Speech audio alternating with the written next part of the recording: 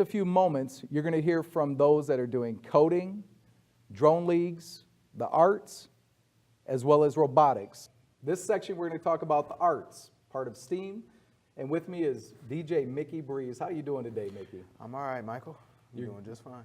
That's wonderful. That's wonderful. So, Mickey, you know, I've known you for a long time. I remember, I think the first time that I was introduced to you was through my son, Justin Wolf. Yep. And you were playing, I call it playing because, you know, you were like 11 years old, but you were hitting on this little box that had like machines. So I'm going to ask you about that. Oh, yeah, no problem at all. But how old were you when you started getting into the music seriously? So, I've always been an instrumentalist. My grandfather taught me piano when I was about 5 years old.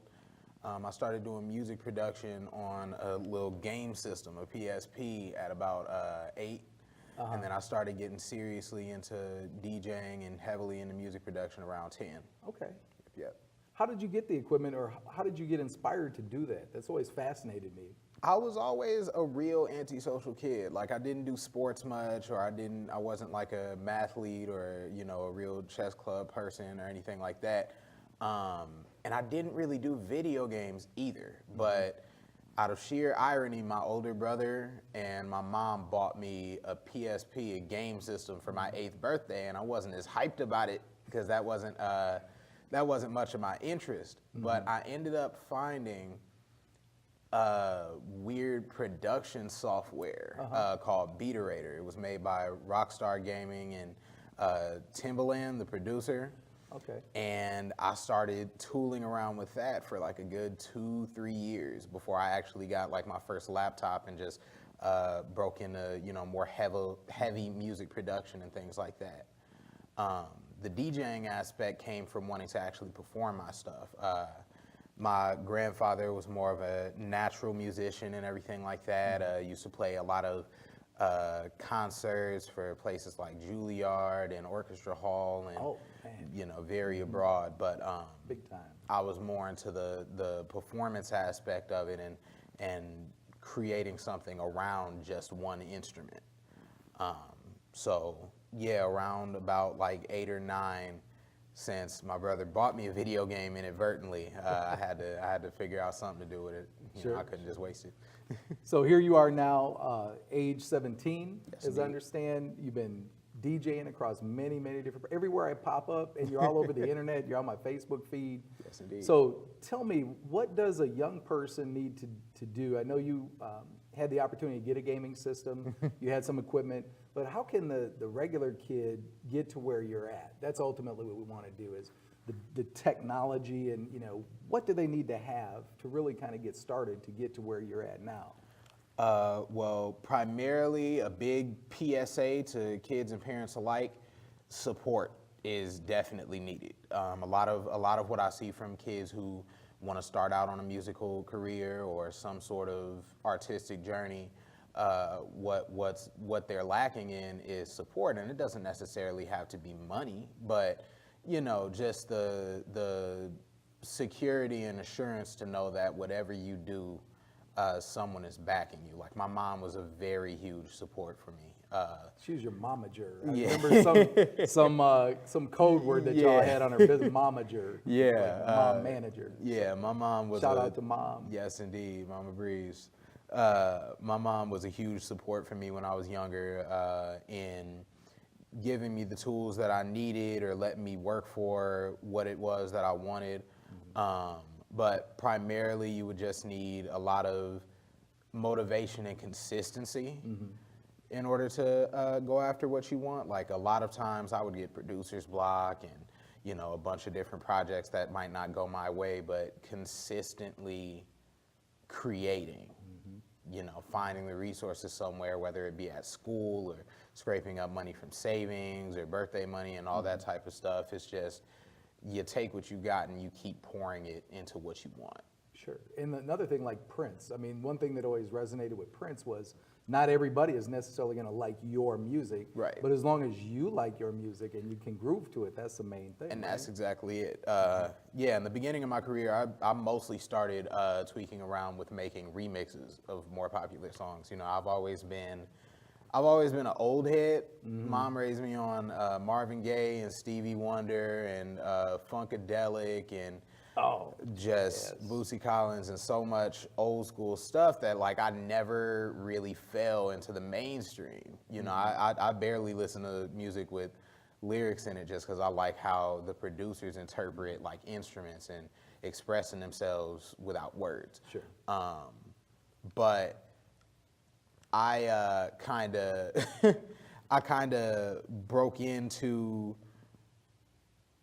music production because I wasn't really out to impress anybody. You know, I would remix songs because if I didn't like the way it was played on the radio, do it better. Yeah. You know, or do it your way, man.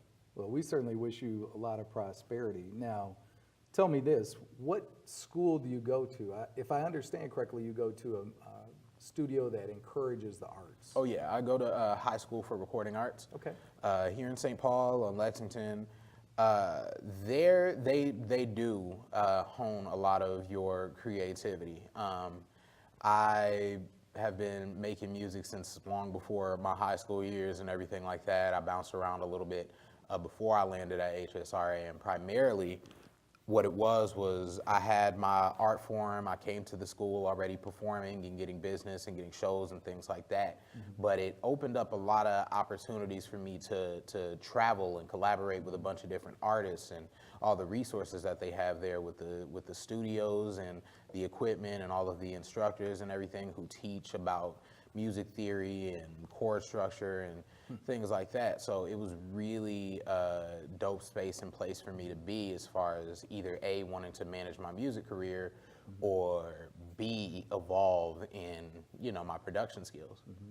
So let's say you're a person like me, right? I love music. I love to listen to music, but I think that I want to be a musical genius, right? But I don't know, right? I'm still young and I don't know. Should I pursue going to a recording arts school, or should I like go to school and then practice my craft after school or whenever I can? Should I pick your school to go to, or a school like yours? Well, yeah. There's one or two ways to go about it. Primarily, the one way I went, like I said, was I was, you know, pretty high functioning before I got to the school and kind of got there and honed it.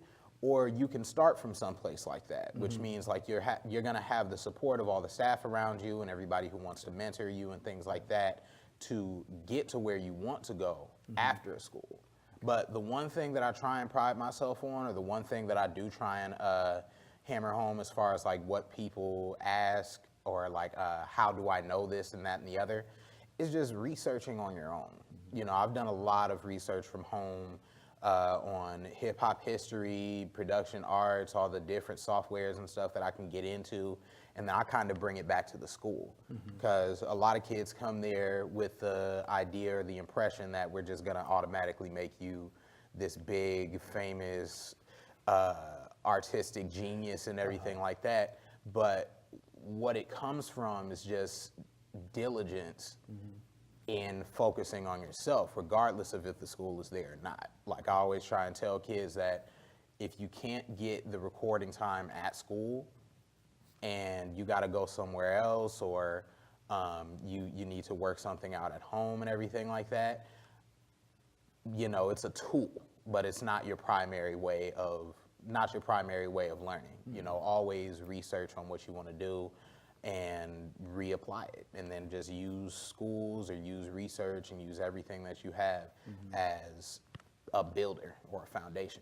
Gotcha.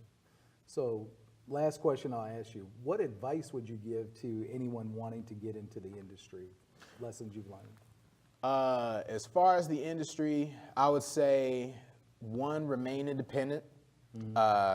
I mean, getting signed is always a big goal for a lot of people, as far as like wanting to be represented by some major label and just get put on and everything like that. But independence is key for me. You know, having full recording rights of my own stuff, knowing that, having security in the sense that I own all of my things. You know, having security and knowing that I created all of this by myself. Stay away from drugs. Stay in school. You know, I am completely sober, and I take pride in that, you know, especially for around my age, because a lot of the things that I've seen from like older cats or even kids around my age is that a lot of their influence or their creative intuition comes from certain substances and things like that. I very much stay away from them just so I can take pride in knowing that my creativity is my creativity is my creativity without influence or any blocks or obscurities. But yeah, stay independent, don't do drugs, consistently hone your craft, and not all ideas are the best ideas. Consistently make bad product in order to make good product. That's the one way I get past producer's block. You got to be gritty. Yes, Absolutely. indeed. Well, DJ